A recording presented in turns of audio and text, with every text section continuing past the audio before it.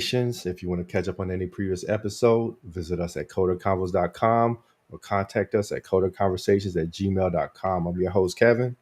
I'm Brian Russick, professional drummer, drum teacher based out of the Suffolk County, Long Island, New York area. If you'd like to book a lesson with me, I could be found at brianrussick.com. Awesome, man. For today's guest, we have Charles Gracey, the Dr. Phil of Trucking, host of SiriusXM radio show Cents Per Mile. Welcome to the show, Charles. Hey, nice to be here. Yes, so it's Trucking Cents on SiriusXM and Cents Okay. Per Mile on FreightWaves TV. Oh, okay. Awesome. So yeah, man, you've been in a media space talking about trucking. That's really different. That's not a subject that often gets talked about on radio. So, like, how did you get into trucking, and how did that segue into you starting your own show? Yeah, none of it was in the plan. None of it was in the cards. So I fell into trucking, much to my younger self saying I was never going to do it. I grew up in trucking. I've worked every position except brokerage. But when I got out of service, I had a family. My initial thought was I was going to go be some culinary wonder wizard, and that doesn't pay very well. Yeah, that's the thing. It doesn't pay very well. So I got a CDL. I grew up in trucking, so I got a CDL, went and drove for several years. And then someone had plucked me out of the truck and said, "Hey, we want you to come into the office." And I worked my way through several companies and several different titles, and eventually wound up as a C-suite at a carrier out of Chicago. And they had a problem. So the problem was they couldn't find drivers. Well, I thought I had a solution. So out of my garage, I started a company called Hot Seat Services. And I was still working at this carrier, but I was building a company supporting that carrier. And that company eventually grew enough where I pulled myself out of the carrier side and went full-time at what I was building. That grew, and we live in a day of technology. So I was like, how do I get the name out there more and more? And I kept being a guest on other people's stuff. I'm like, I'm going to start a podcast. People need to hear about what's going on in the trucking space so they can help navigate it and maybe not blow their leg off on a landmine the same way I did. So right around the time I was doing that, I had a name, Cents Per Mile. I had a concept. I was also selling my company. It was on its 2-year anniversary. I was selling my company to CDL Life. So part of the sale included Cents Per Mile. And I got to work with one of my best friends in the industry, Paul Gibson. So Paul's a videographer. He's one of the top videographers in the trucking space. So it made natural sense. We're good friends. We don't agree on anything. So it makes a great dynamic for a show. Yeah, sure. And so that's where Cents Per Mile came from. After its first season, we initially were going to stop doing it. We stopped for several months because, you get expectations and then there's reality of how these things go. Right. And people kept reaching out like, when are you going to do another episode? When are you going to do another season? So we started it again, and then our company was backing us on it. And then our company wasn't backing us on it. And then it landed on FreightWaves TV, and all of a sudden our company was backing us on it again. So it was one of those things. It was an emotional roller coaster for everyone involved, but it's progressed into its own entity on FreightWaves TV. And we're very grateful for it. And then it's kind of segued into other opportunities that have given me the exposure where I can wind up on SiriusXM. And now everyone's stuck listening to me for 3 hours a day. Right. It's pretty amazing how opportunities arise, like something that you never intended to do. That's just the path that you end up going in anyways. And, it seems like that with the trucking as well as potentially the radio. Like, did you intend to ever start a radio show, or is that something that just kind of... No. So honestly, like if you go back to my wee stages of childhood, my mom would have paid someone to shut me up. Yeah. My wife feels the same way, but now I'm getting paid to talk on air. And the thing is with Sirius, what was unique about it is I do a lot of public speaking already, but even before Sirius and before the podcast. But I had a lot of friends that were adjacent spaces and guests on these shows. And honestly, I had approached 2 or 3 people on Sirius that had shows and tried to get on their show and just kind of fell on deaf ears. One of them actually responded. I won't use names, but one of them actually responded, "You don't have what it takes for radio." Wow. Wow. Then later on, one of my good friends, Grace Sharkey, she was on Sirius at the time when she was with Freight Waves, because they have a time slot for an hour a day or 2 hours a day, something like that at the time. And she was taking vacation, and she's like, "Hey, can you cover for me?" And so I covered for her, and I guess I must have done okay, because they asked me to be a permanent fill-in host. So anytime someone got the cough or the chills, I was the person getting thrown in and like figure it out. Oh, nice. Well, I did that for like almost a year, and then they're like, "Listen, one of our legacy shows is retiring, so we'd like you to come in there and we'll build something." I'm like, "Oh, I like building stuff. I like tinkering with stuff, and I certainly like breaking stuff. So this is going to be great. Let's do this." And so It's now been going on 5 months of me having my own show on SiriusXM 5 days a week for 3 hours a day. And the listeners, the industry, and everyone has just been overwhelming support. And I am humbled and grateful, and a whole list of emotions, but it's been a wonderful opportunity. Yeah, so it seemed like you also had a lot of stuff going on at the time, like your company, and I don't know if you're still with the other company, the original trucking company. So how did you find the time to actually build your own show, especially it being 3 hours long? I'm broken. I like what I do. I love the industry. I'm very passionate about the people of the industry. That's my favorite part of the trucking industry. A lot of people, if they're not in the transportation logistics space, they don't understand that as big and vast as it looks, it's very small when it comes to the people. Everyone knows somebody, and somebody in the space knows somebody. So for me, that some people get on Xbox, some people have hobbies. Like, trucking's my job, trucking's my hobby. Media has become like a sub hobby that's now turned into a job, and it bleeds together. So I live and breathe this job. As broken as that sounds, I know people are like, work-life balance, and I get lectured about it all the time, but that is my balance. I'm at my best when I'm dug in deep doing trucking stuff. I mean, that's 3-hour show, 5 days a week. That's a lot of trucking talk. It is. And we do trucking talk predominantly, but we talk about everything, news happening that's affecting. And a lot of people don't realize what's happening out there generally has effects that start well before you feel them in the trucking industry. The trickle down effects, we're farther up, so we see it before a lot of people, like with economy, stuff like that. So we're talking about that stuff. We're talking about headlines. We're talking about regulations. We're talking about culture. We're talking about hiring. We're talking about the backbone of America. We got country music singers. We got all kinds of different things happening on the show. And because I work my day job as an executive at CDL Life, the normal every day-to-day operation of running that, it correlates very well with what I do here. It almost becomes one of those things where one feeds the other. Oh, absolutely. Yeah. So I was wondering, like, how were you able to talk 3 hours about trucking? But it sounds like a variety show to an extent, like a little bit of everything. And Yeah. Pretty much the same with this show. It started off as a show about coding because I'm in the software industry, and I found pretty quickly, like, you can only talk about that one industry so much before you start talking about the same things. And you run out of stuff. Yeah, you run out of stuff for so sure. like initially, was your show predominantly about trucking and what went on in the industry, and you segued to a like broader topic palette later? With Cents Per Mile, it was. Cents Per Mile was predominantly about recruiting, because that was where my specialty came from. But then it wound up evolving into recruiting and marketing, because those two feed each other. Then it got into current events in trucking. With Trucking Sense on Sirius, what was unique is I'd taken all the lessons I'd learned, not only in business and in trucking, but also in the podcasting space.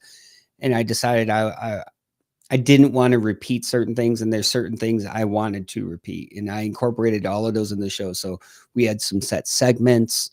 It was very strategic from day one, picking strategic partners to do set segments with, to talk about certain topics, and to have a variety. When you're talking 3 hours a day, 5 days a week, you have to be able to appeal to all groups, not just one. Yeah. And that means we got the music. We got, if you go on Mondays, we got OIDA. They're an association that serves the owner operators. We talk about their impact from the DC area. On Tuesdays, there's a prominent figure in our industry called Mother Trucker from Mother Trucker News. We do Mother Trucker Tuesdays. On Wednesdays, we talk about, the pipeline. It's one thing to have an industry, but you got to have people coming into it. So there's a Next Generation Trucking Association. We have them coming and talking about how to attract people in the industry. Then we have a health and mental health and physical health fitness segment called Drive to Thrive with Mike Lombard, who he's a former truck driver. Now he's a personal fitness coach, and he's running multiple Ironman competitions all over the world. That's crazy. He's up in Serbia right now doing. Wow.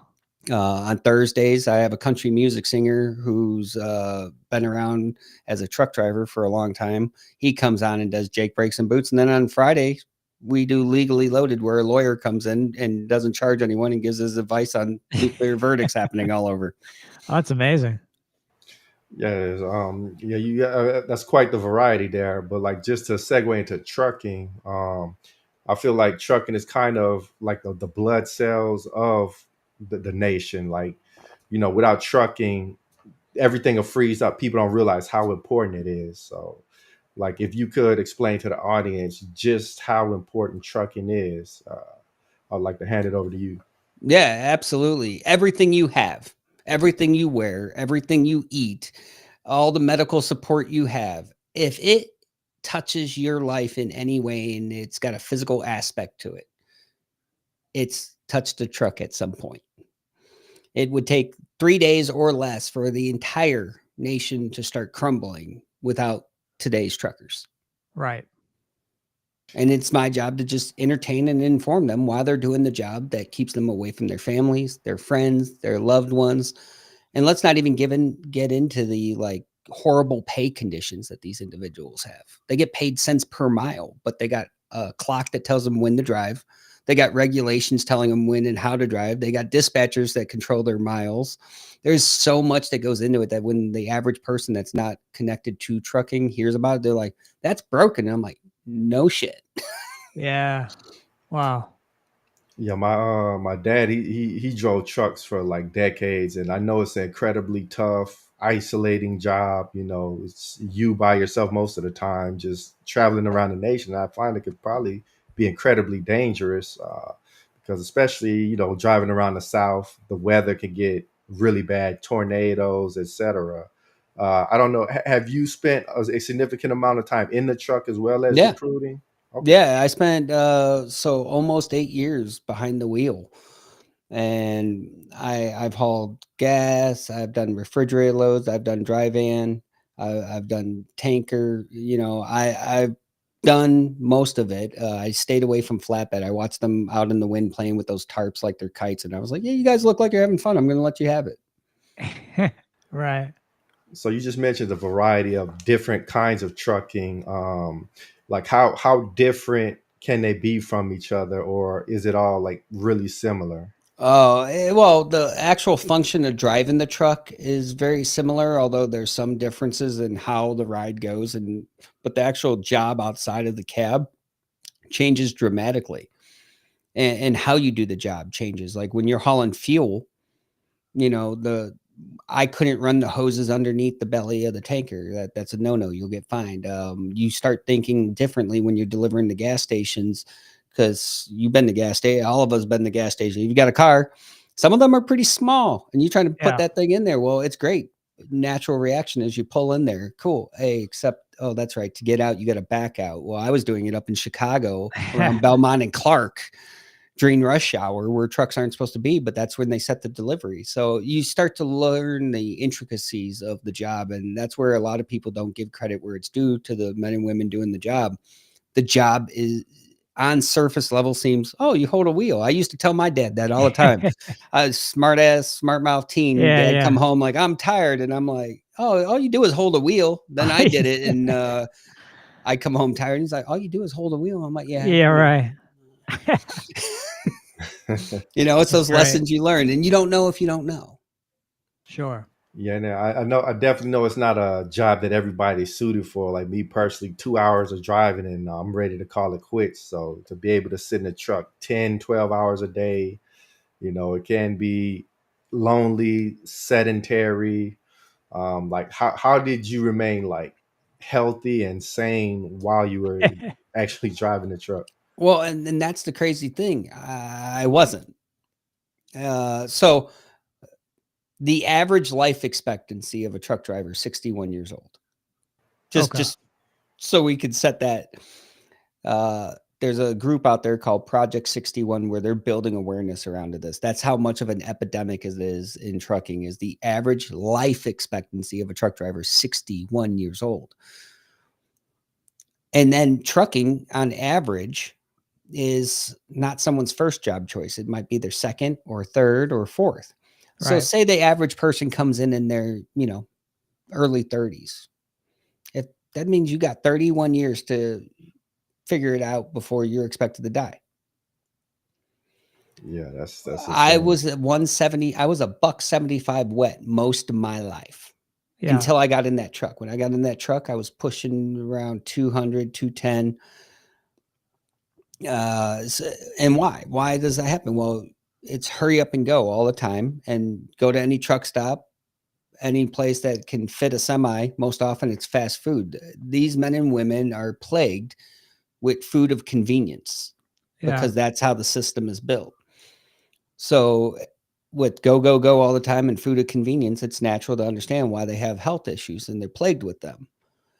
And I was no exception to the rule. It took a lot. It wasn't up until a couple years ago I finally got back to my former self, and I'd been out of the truck for years, but it's a lot harder to undo the damage than it is to do the damage. Sure. Absolutely. And I think a lot of people don't really appreciate the difficulty and just really the significance of driving a truck, because you're driving this massive thing that if you smash into someone, they're likely not going to make it, and there's a lot of intricacies to it. Because, for example, I was in Oklahoma and it's just really hilly there, and you can't just brake normally like a car would. There's like a lot of technicalities to driving a truck. So if you could explain some of these technicalities, someone who's never driven a truck, what is something that they should appreciate about what truckers do that they may not be aware of? So something as simple as stopping. Say we're going full speed on the interstate. Something as simple as stopping is a lot more intricate than it would be in your car. On a car, you can stop on a dime, given most scenarios. With a semi truck, if you're going full speed, you're most likely looking at the length of a football field. Wow. A lot of people don't think about that. Think of how often you drive down the interstate and someone cuts off a truck and slams on the brake. That truck has to be paying attention to everything around it at all times. And I can't just be paying attention to the car right in front of me. I have to be paying attention to 10 cars in front of me, because what one of these people do is going to affect everyone else in between me and them. And I can't stop on a dime.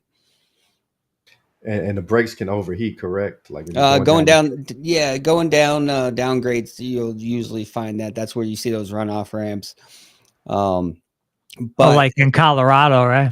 Yeah, anytime you go into any of the mountains, like I live in Chattanooga, you go through the mountains over here, you'll see the runoff ramps. Those are for when their brakes overheat. There's a lot of regulations and policies around this stuff too that changes state by state, and then some of it's federal. So it's the driver's responsibility to stay up on all of that. Oh, I cross state lines, things are different. Where they set their tandems on the trailer can change state by state. They're expected to just know that. It's not like there's some, magic course that teaches that in CDL school. No, they're expected to learn that on the job. There's a lot of unspoken truths about trucking that people just generally don't understand. So once you start to understand those, you can start to have a real appreciation for the people that do the job. And that's one of the things that I've set out to do. One of the early missions I've had since I moved out of the truck and into the office, and its predominant mission and foundation of doing the shows, is I would love nothing more than to build that awareness, inform, and entertain. But most of all, I want to leave the industry better than I found it. I know, like back in the day before the internet, maybe you just had the radio, but it seemed like it would be incredibly tedious just sitting in the truck, and you may not necessarily have fresh material to listen to. So it has to be a godsend now that truckers have something like the internet. They can listen to your show for 3 hours a day. I'm sure like you're the lifeblood of a lot of truckers. You're keeping them awake, keeping them entertained. Like when you were driving the truck, like how did you stay awake, on these long drives? SiriusXM was a big component of it. Outside of that, it was jamming out to my tunes. I know a lot of people where they'd be talking. I might be talking to my wife, my son, my father, some friends that drove odd hours like I did. But you think about it, the trucker's schedule changes based on the delivering appointments, based on their hours of service. It's constantly rotating. So it's really hard to maintain, a routine of talking to the same person. So you're generally connecting with other people out there doing the job through CB, listening on the radio, jamming out to some tunes. I was no different than them. But what's unique now is we live in a connected day. Well, when they're driving, they can't be messing with their phone. So it's outside of a phone call. It's not like they're going to be on social media unless they're stopped. And if they're Right. stopped, they're not getting paid. If the wheels ain't turning, they ain't earning.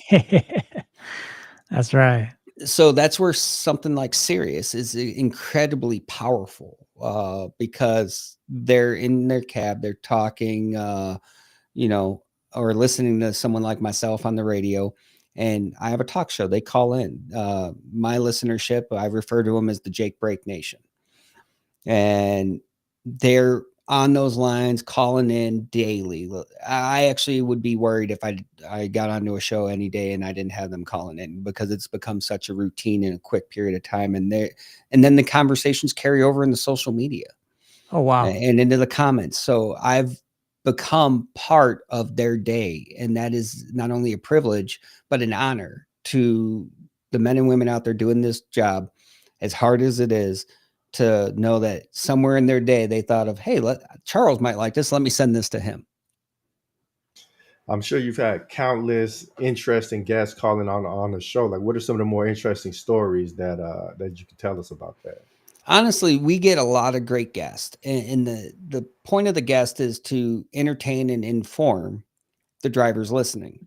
But the best part of the show is the callers, the Jake Break Nation. When they're calling in, weighing in, I'll be talking about something, and then they'll share their perspective and their point of view on something. Like right now, some of the hot button topics are the English language proficiency laws in trucking.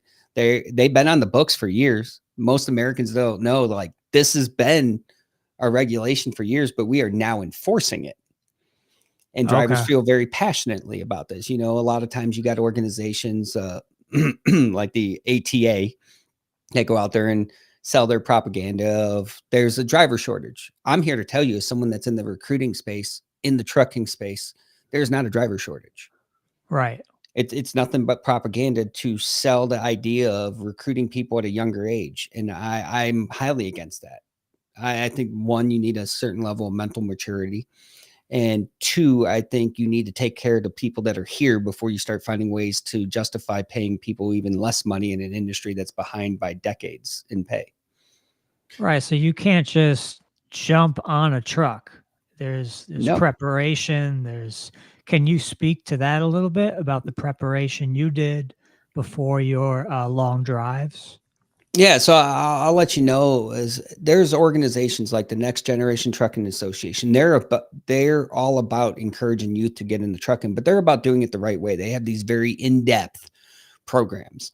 The problem is that's one organization. When you start opening it up to carriers to just start recruiting 18-year-olds fresh out of high school, the average driver will go through, 3 weeks training course to get their CDL.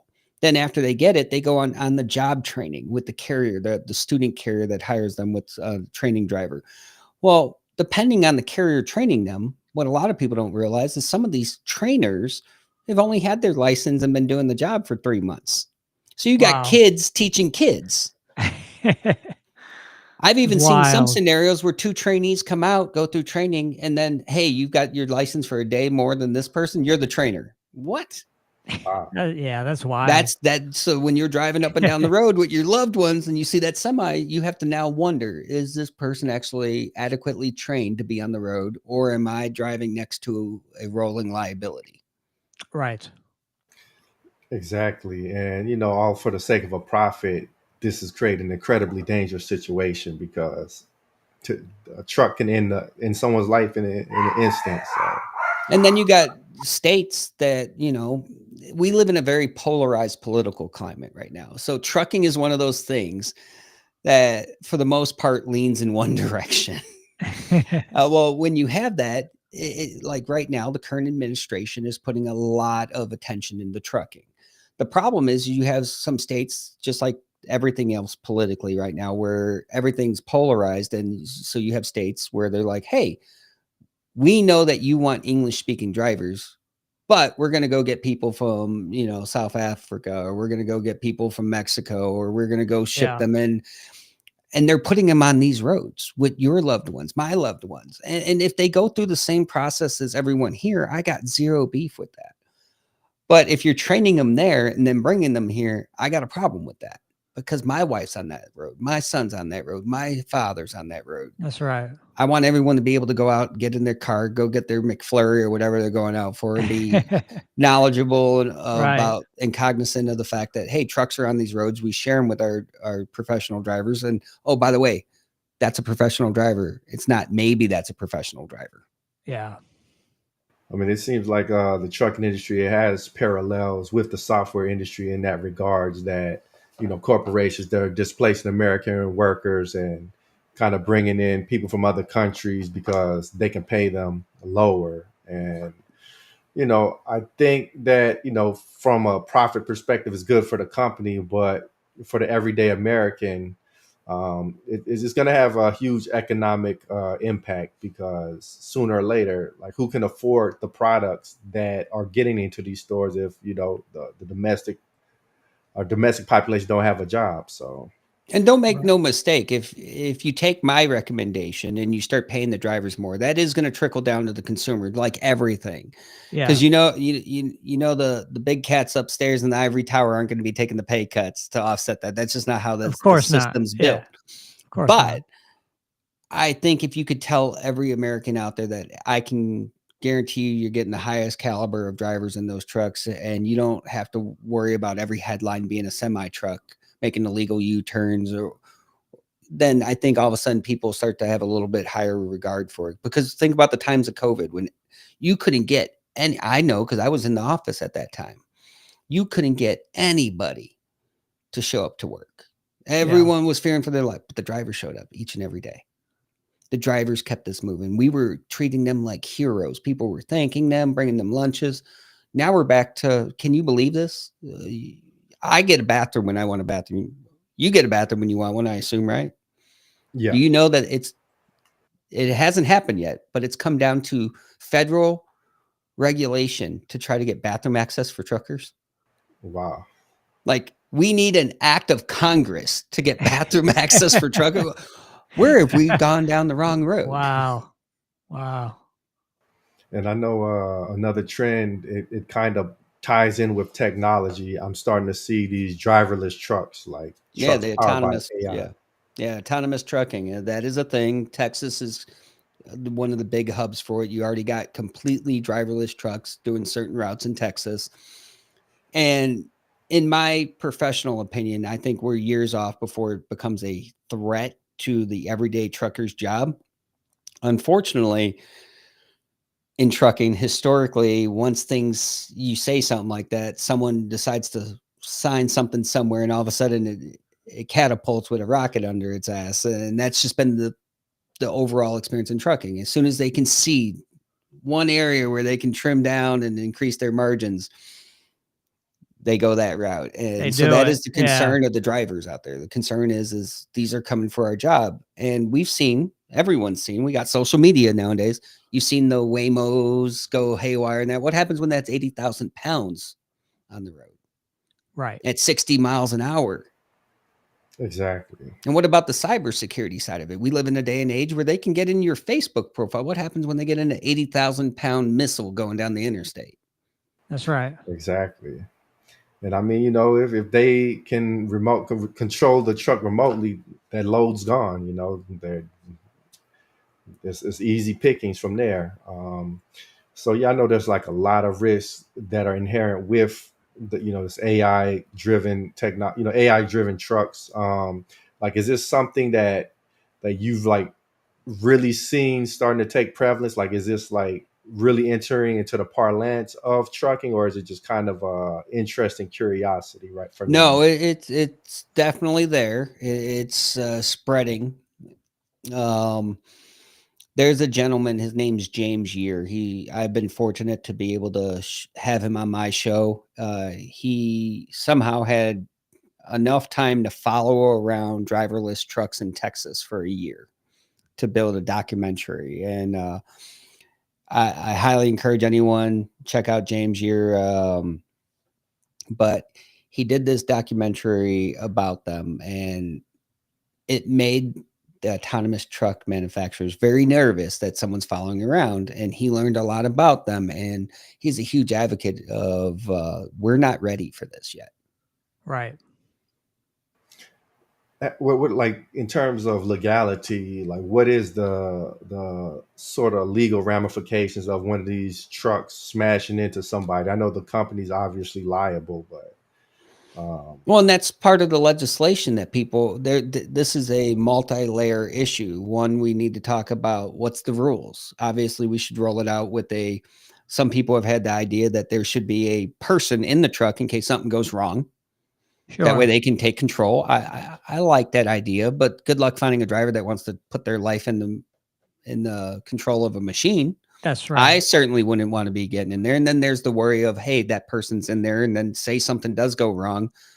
It kind of feels like that person's a patsy, because they're going to blame the person. The manufacturer's not going to be like, oh, our shit went haywire. Yeah, right. No, they're not going to do that. They must have done something wrong. That person becomes a patsy, and that's how they feel about that.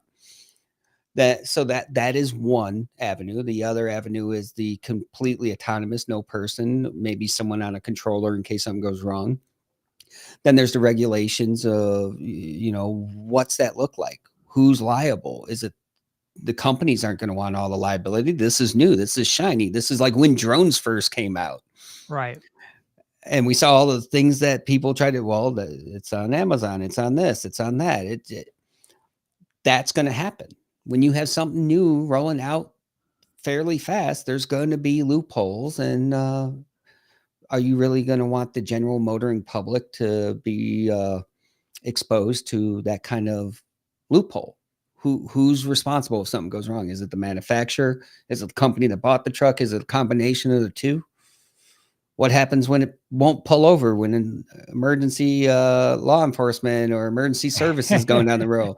What happens when someone hacks it? That's a huge question. Yeah. And then what are you going to do with all the people that it displaces? Yeah. Because that we as a entire body, as an entire country, decided to go down this path. You can't just tell them they're SOL. This is all they know. Right. Exactly. And that kind of ties into my next question. So there's a few different factors: AI, maybe hiring foreign workers, et cetera. All of these combined to lower the compensation. And you being on the recruiting side, I know that must make your job difficult to be able to make a case for somebody to come into trucking with these sort of factors at play. Yeah, no. I mean, overall, I love recruiting. I love people. So naturally that I like recruiting. But recruiting for trucking is pretty easy in my experience, because I can talk trucker. I can say the good and the bad. I'm not sugarcoating nothing. I'm not selling a pipe dream. Does it get hard? At times, because sometimes people create things without the trucker in mind. A good example is like right now, trucking is regressing in a lot of areas. It was getting to the point where all these new people are coming into trucking. They wanted to be home more. Well, with trucking, if you ain't turning, you ain't earning. That's right. So if you're home more, essentially that's looked and viewed as a job perk. And as a perk, it offsets the pay, which means you get lesser pay. Well, right now we're in a freight recession. There's not enough freight out there. So that's why I call BS on the driver shortage narrative, because if there was plentiful freight then and not enough drivers, then the rates would be through the roof to attract people to pull that load.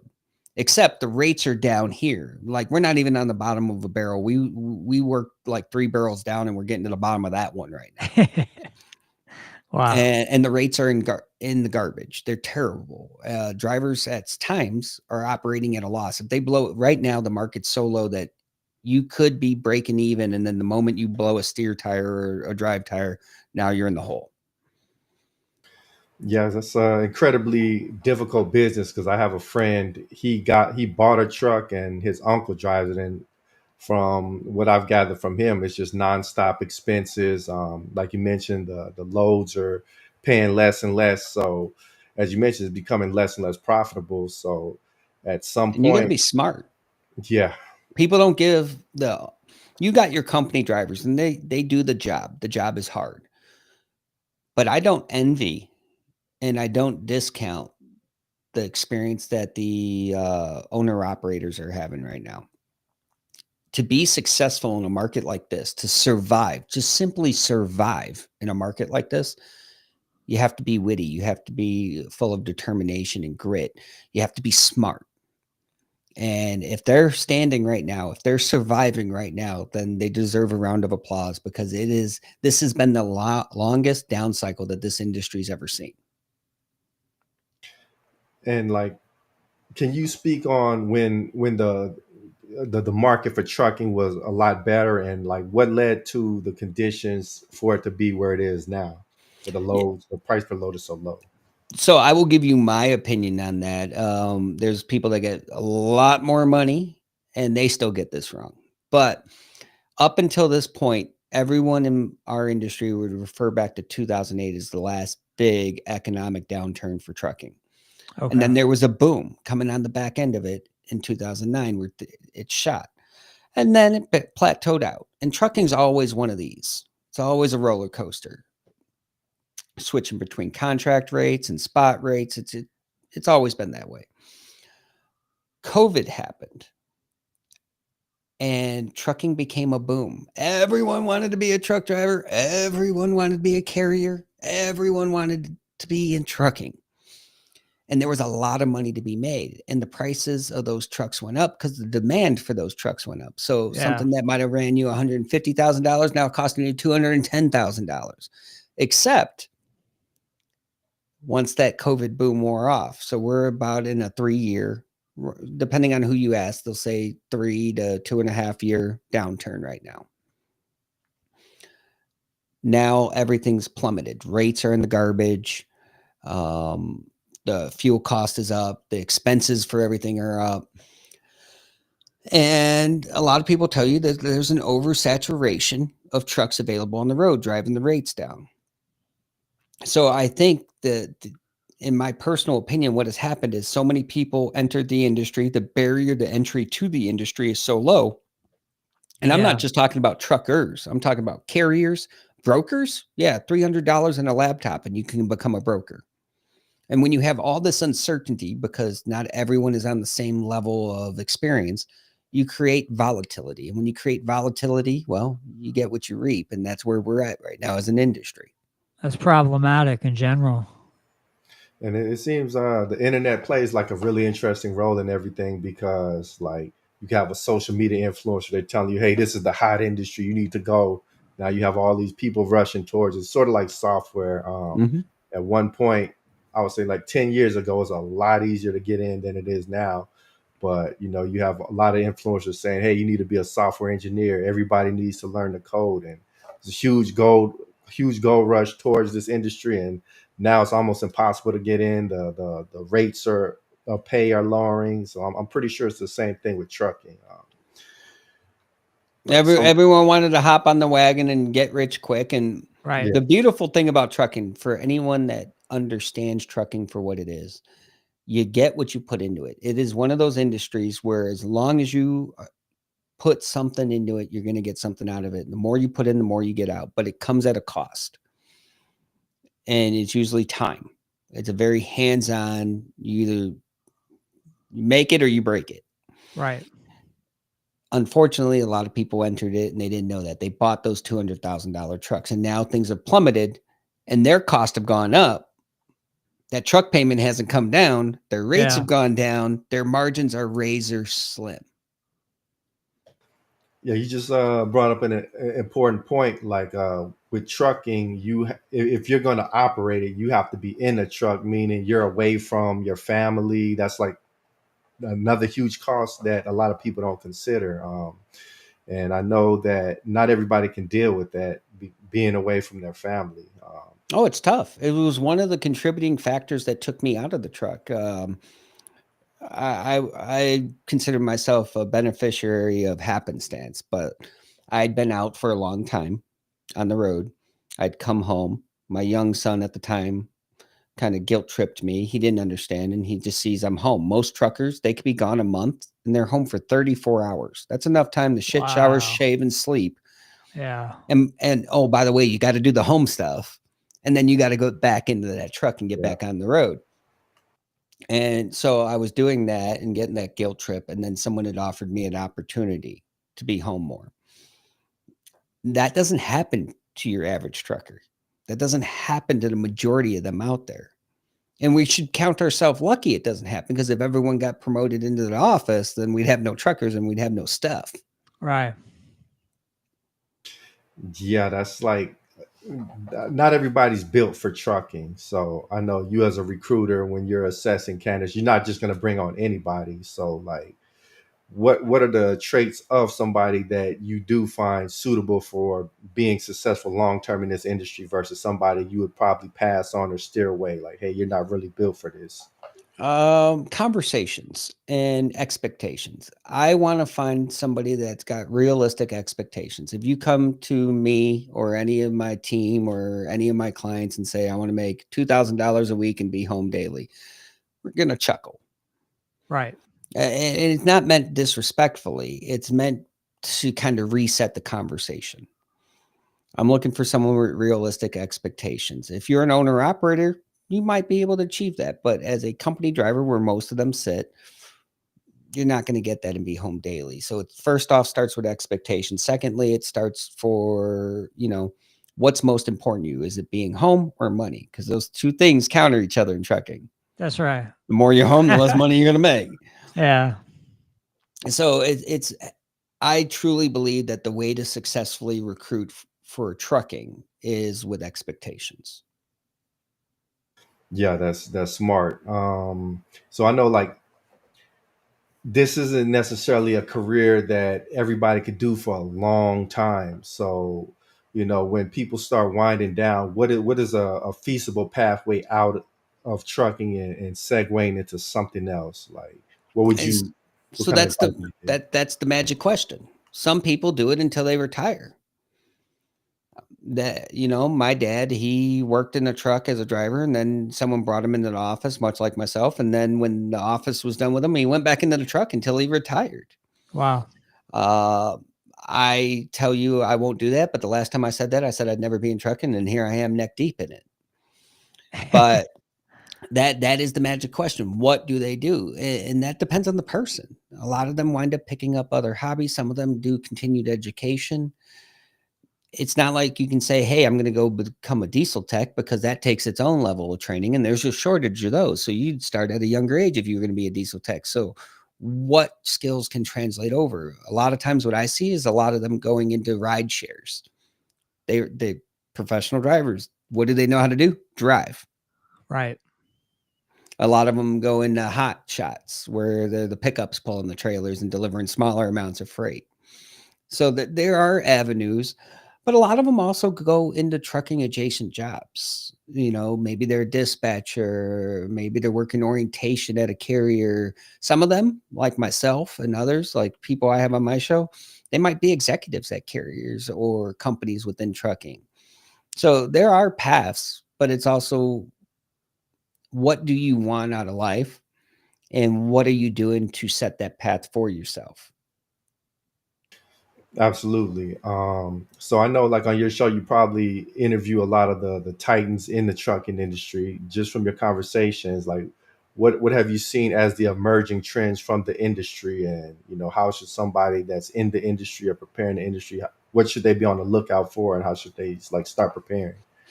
The most common thing, and we talk to people of all walks of life. I've had people on my show that they're investors into some of the biggest companies across all of trucking. They might have portfolios that make my bank account cry. Yeah. And then I've talked to CEOs and presidents, much like myself, and we have a different outlook. And then you talk to some people that have gone into the innovative side and created products. Honestly, what it comes down to, what to look out for is look for your niche. Ask questions. That's everyone's always asked me, how did I get to where I'm at? And the simplest answer that I can always come back to is I was that annoying guy that asked questions about everything. If I didn't understand, I asked. And I might not have needed to know, but I wanted to know. I wanted to know the whys and the hows. I wanted to be deeply ingrained in what affected my life as a driver. And one day someone's like, hey, why don't you come in the office? Because through asking questions comes conversations. That's networking. That's building your network. And that's the biggest advice I give to anyone is build your network. Build an authentic network that represents your interest, and don't be scared to have conversations with your network, but be authentic. So I know, you having been a driver at one point, you understand the struggles and all of the trials and tribulations that come along with being a trucker, and that's kind of produced the attitude of being an advocate for truckers. So if you were able to make some changes in the industry, how would you make the industry more accommodating to truckers? And realistically, is that feasible, or is that just kind of like an imagination type of thing? No, it certainly is feasible, but we have to get back to the basics. We have to quit complicating a one-car funeral. If I had a magic wand for a day, I would first off raise the barrier to entry. I don't care if you're a broker, a carrier, a driver. You need to belong here. You don't just get to choose to be here. You need to belong here. I would also wave a wand and say we don't need a bathroom access bill from Congress. Like, these are men and women. They're going to need the bathroom, and people need to let them use the bathroom. I would also hours of service, which govern the day-to-day job of the driver. That's like me telling you, you have to work set hours in set increments each day. Well, your body's not like my body. Your home schedule is not like my home schedule. They know how to run safe. If you're paying for the professionals and you're treating them and training professionals, then they're going to act like professionals. You can't ask for that and pay not that and then treat them like not that, because then the ultimate prize is what you have right now.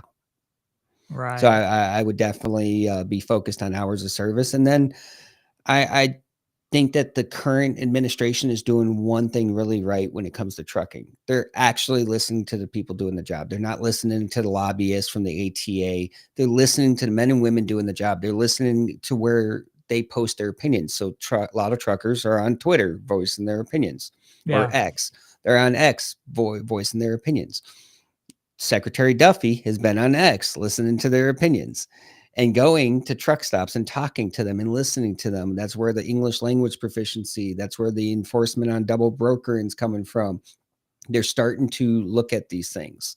And I'm pretty optimistic about that, because if you want the answers, you need to go to the people that do the job.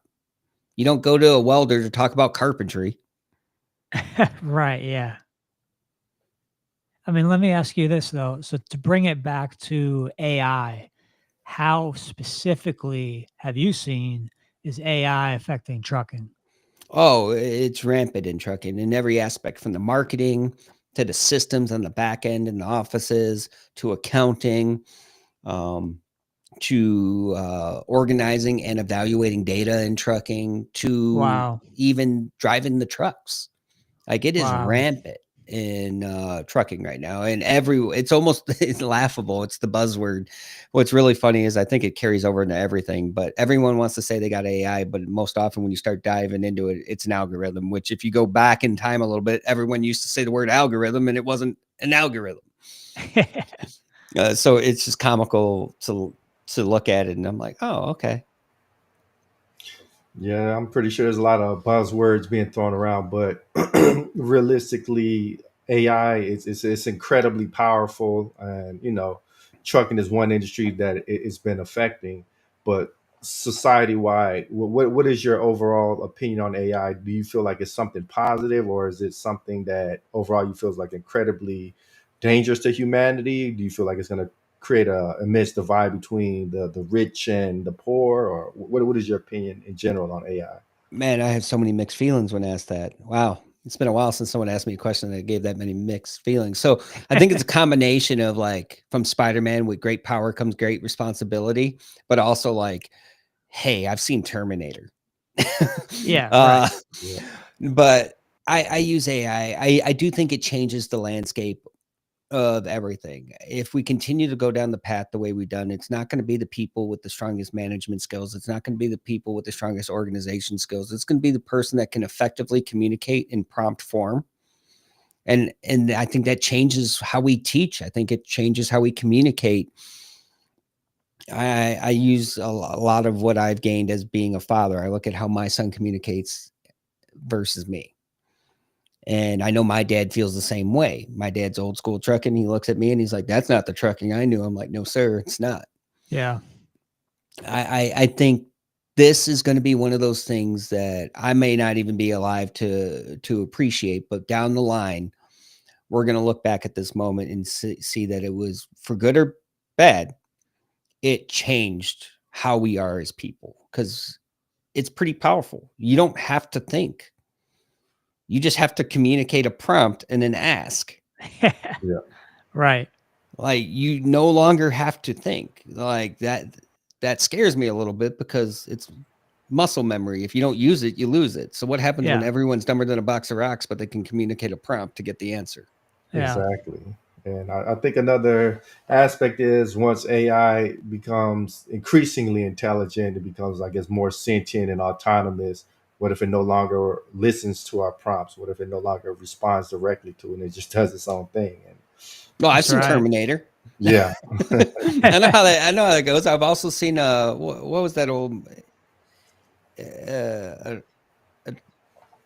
Idiocracy or Idiocracy? That old movie where the whole planet was like people that have de-evolved mentally. Oh yeah. No, that's a good one. Idiocracy. idiocracy. Yeah, Yeah. Idiocracy. yeah, Yeah. Yeah. Yeah. I feel like all of these movies are going to come together, and there's going to be some spoof where there's components of all of them. I do think there's a lot of promise to it, though. I think that there may even be some benefits that it's going to be able to offer that maybe the human mind might not have been able to figure out or look at. I think there's a lot there, but I also think people need to challenge themselves to think and not use it as a crutch, but use it as a tool. Use it to enhance what you're doing. Don't use it to replace what you're doing. Right. And I feel like the yeah, thing is, AI, it may be able to, like you're saying, do really great things like cure breast cancer or cure, the Ebola virus or whatever. How do you feel about that? Hey, if it can, I welcome it. I have an interesting relationship with my AI. I've tried different things. I found like talking smack to my AI works. When it Yeah. does a great job, I gave it a name. When it did a bad job, I took its name away. Like, it's the abusive employee. Uh, you know, I've had fun with it. I leverage it. I use mine mainly for proofreading stuff, something that might have taken a lot of time. I'll plug it in to proofread it. Maybe if I want to look for a variation of words that might have become more competitive over time, I'll use it for that. But I haven't began to use it as a crutch. Yeah. Now I know a lot of people out there where they use it for everything. It's tied in. I mean, hell, there's even law firms out there that are plugging it into their law firm. And I'm like, that's crazy. I did a experiment. Actually, I'll give you a good take for this. I was in the middle of a contract negotiation, so I decided to do a test. I used AI to negotiate the contract negotiation. I told it what I wanted. I told it to expose all the areas where I had exposure and point them out to me, and then reverse them. And I used it in the contract negotiation. Now I had lawyers looking over because I didn't want to trust the machine to do it. That's my life Sure. tied to this contract. But Sure. I wanted to experiment with it. And I'll be honest with you, it did a fantastic job. I walked out of there and I'm like, well, I'm pretty happy with this. They were not so happy with it. So that's a win. That's a good contract negotiation when you like it more than the other side. Yeah, and I think that's going to be really interesting. Like whoever has the most powerful AI, they're going to come out on top more times than not, because AI is eventually going to get to a point where it's way more intelligent than us. So if you're welding the more, the more intelligent AI, then And I think it's also going to evolve. Like right now, AI is very segmented. Like you got your chat GPT for your written stuff. Then you got a variation of like video component ones. I think eventually they wind up centralizing it. And I think that's where it actually becomes powerful. Right now, it's so segmented. You got to plug this in here, do this here. You got to use like 6 different things to maybe complete a project. I think like for coding, I've heard a lot of people talk about for coding, it's already intimidating. For videography work and editing, like it's pretty intimidating. Like my co-host on my podcast, he's a videographer and he's like, hey, this is coming from my job. And I'm like, yeah. Yeah. Or like graphic design. I think that's a big one. I think you guys got a little bit more time on the graphic design front. And here's why I'll say that. Have you ever tried to edit an image and like, hey, this image is perfect, but you misspelled this word and then it changes the whole image anyway, no matter what you say? Yeah. I don't know if it's possible. I've never seen it replicate the same image with the edit. It's always been a completely different image with the edit. And then now something else is messed up and it's like death by 1,000 cuts when it's an image mess up. So that's why you see so many people rolling out with the typos in it, because it sucks to try to change that image. Yeah. Right. It's actually been able to produce pretty good music. I've seen a story where this AI generated artist, they paid the creator of that AI generated music artist millions of dollars. Yeah, well, Donna was one of the apps that were out, and that was one of the ones where I'm like, okay, some people are still marked safe, because Donna came out and Donna was really good in the beginning. And then it somehow got way worse. I'm like, these things are supposed to get better with time, not worse. What happened? Yeah. Yeah. So AI is pretty much a derivative of human intelligence. So as we get less intelligent because we're dependent on AI, and if it's feeding off our intelligence, the cycle is it's going to gradually decrease in intelligence, you would think, unless it's eventually able to learn on its own without being tethered to our data. So yeah, I think that's one of the thing about Chat GPT that I get excited about is its integration with being able to look up online and cite stuff and pull stuff to help itself. But it does, even on that front, it becomes repetitive. I can tell the people that are using AI for all their social, because it's very evident. It's the same verbiage, the same everything, and it becomes recycled content, just changed in word order. Yeah. Versus someone using it to supplement what they've created. Like I use it to supplement. I'll put my content in and I have it proofread, because I am a fast person. I am like the definition of ADHD. I type something and I hit send and I'm like, crap, there's a typo.